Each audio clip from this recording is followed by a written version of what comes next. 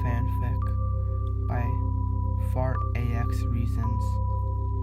It was a dark day for a yellow M&M. Hell, the rain did all but wash away his favorite M. I say rain, but that would undermine the tears he shed that afternoon.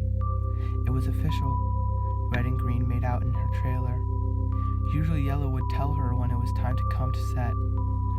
This became custom, even though it was the job of the PA. Yellow would always wait, like an animal, outside her trailer, and just as the PA was to knock on her door, he'd inform the PA of some emergency. Usually it was nothing.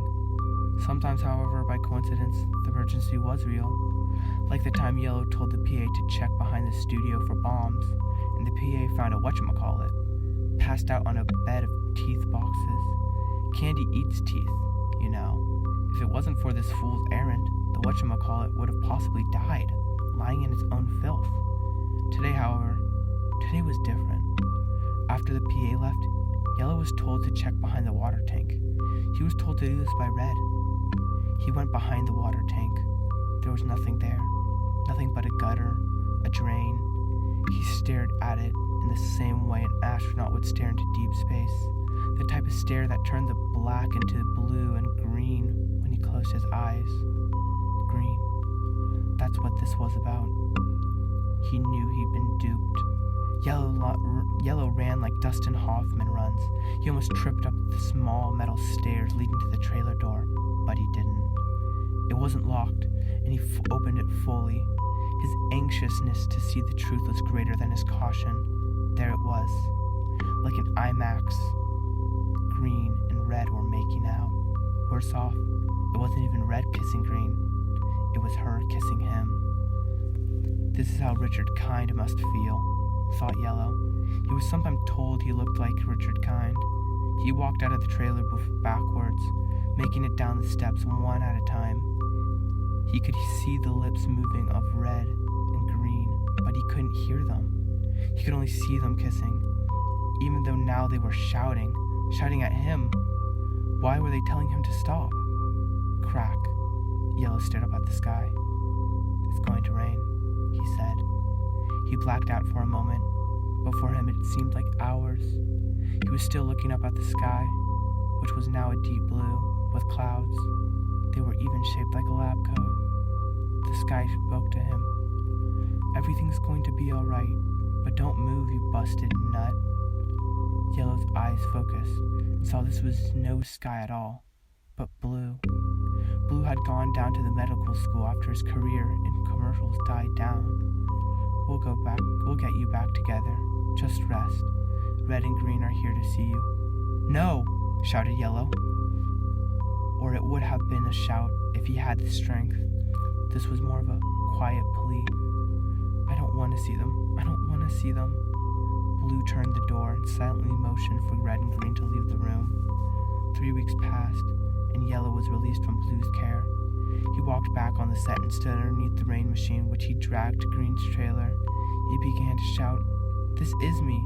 This is me! Green, won't you like me?" Red opened the door to Green's trailer. She was behind him, wearing his varsity jacket. "Oh no, still?" cried Yellow, confused. "Still with him? Still with Red? Is that what you want? You want Red M&M?" "What's he doing?" whispered Green to Red. "I can hear you," yelled Yellow. Yellow bent down and picked up the razor blade he kept in his shoe ever since the junk war at Mars headquarters in the 1980s. "I can be Red. Green. Green means go. Green means..."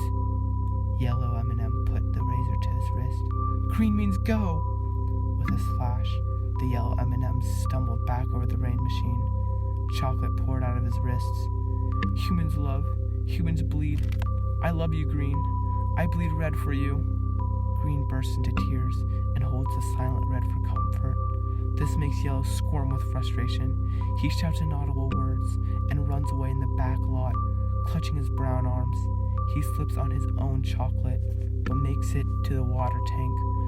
With one hand wringing the other, he empties himself into the drain. "You're a nut. You're a nut. She thinks that you're out there in the commercials. The foil. The fucking foil. You go to her trailer every day. The one day she does, they're kissing? That's not math. That doesn't make sense. Yellow collapses, and carried by his sick chocolate, is swept halfway into the gutter. Hours later, the PA finds him and bandages him up with camera tape. Yellow is assured that everything is going to be all right. Whatever that means, he thinks to himself. The next day, he was told to stay at home, to think things are over, to most of all, relax. He's sitting by the pool, and even though he sees the gray clouds forming, he stays in his seat. It begins to rain, but that's okay. He's been crying all day anyway. At this point, the M on his chest is almost fully washed away. Without that, he's nothing, just a yellow blob on the sunset strip. He closes his eyes. The yellow coyotes wake him up in the middle of night. He runs inside, freezing to the core. He looks in the mirror. The rain has washed him completely blank. He is a ghost. He turns off his bathroom light and runs to his car. You won't melt in my mouth, but you will die in my hands. He shifts into his second gear, and then to first gear, then to third, back to second, and he's at Green's mansion in no time. He busts the security intercom with his car jack and drives through the gate. His car climbs up her stairs and drives through the front door.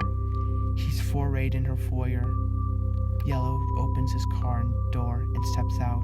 He sees Red eating a grilled tooth mere feet in front of him, his mouth agape. Yellow shouts for Green, and this only makes Red even more silent. Yellow marches towards Red with fire in his pale eyes, but he slips. The floor is slick with chocolate. Yellow's white gloves are wet with it. He hits the floor in shock like a frustrated M&M mini. On impact, a green shell spins away from him on the floor and crashes into more pieces underneath the carriage of the car. It bumps into two empty white shoes, woman's shoes, and stops. It must be a vase. Tell me it's a vase. Yellow manages to let escape his shocked lips. His white face frozen. Is flashed with shades of blue and red. The police are here, initially alerted by the Home Invasion Prevention Service when the intercoms were smashed. The cops now had a homicide on their hands. M&M slaughter charges were dismissed, and Yellow was charged with first-degree murder. It was an accident, but he went to Green's mansion for chocolate. Red's chocolate, perhaps, but chocolate nonetheless. Alone in his cell, Yellow scratches an M into his chest. You're not going to wash away, he says to the M. You're going to stay with me forever. Yellow stayed in that cell, never leaving for the field or activities or meal times. Some say that when the guards removed his body, he didn't weigh a thing. Prisoners say that when they carried him out, they could hear the roll of his nut going back and forth in his shell. Even the prisoners who had never been to the coast said that it sounded like the ocean. Blue went back to the studio and made several hit TV spots with the help of the PA and the whatchamacallit, who had since taken up sound production. Red became a shut-in himself, and to this day, some say that every day he stands inside the foyers of the mansion near the raceway hours, waiting to be reunited with Green. Unknown. The end.